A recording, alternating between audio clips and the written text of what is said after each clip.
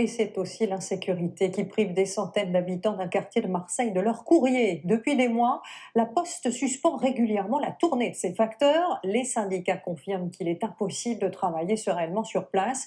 Mais il est aussi, vous allez le voir, très compliqué de vivre sans ce service public. Florence de Juvigny, Thomas Rolnick. 2500 habitants vivent ici, mais désormais, le facteur n'entrera plus dans le quartier. Elle n'a plus reçu un colis depuis 7 ans, plus une lettre depuis une semaine. Seule solution, prendre le bus jusqu'au bureau de poste. J'ai 64 ans, je ne suis pas m'amuser, aller chercher le courrier tous les jours.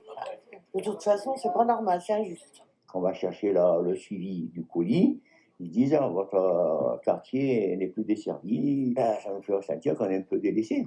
Le courrier est distribué dans certains immeubles, mais pas tous les jours. Au bout de 6-7 jours, ils balarguent 7-8 lettres, alors qu'elles sont datées, les lettres. Quand c'est des lettres importantes, une amende et quelque chose, il y a un délai dessus. Pourquoi suspendre la distribution du courrier? Voici la réponse de la Poste. La sécurité des agents doit être appliquée au même titre que l'accès à la distribution postale. On ne distribue pas dans n'importe quelles conditions, on ne travaille pas dans n'importe quelles conditions. La Poste dénonce des interphones hors service, des boîtes aux lettres aux noms illisibles et des incivilités. Des incivilités, c'est quoi? C'est avoir du courrier qui est volé, c'est avoir des colis qui sont également volés, avoir du matériel de la Poste. Et c'est très compliqué d'assurer donc sa fonction quand on travaille dans ce genre de conditions.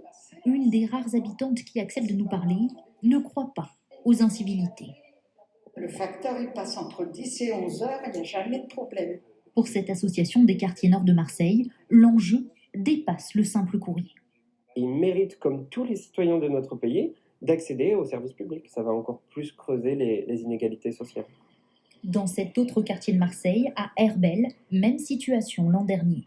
Désormais, c'est à une association qui est confiée ici le courrier de tous les habitants, faute de services publics, jusqu'à leur boîte aux lettres.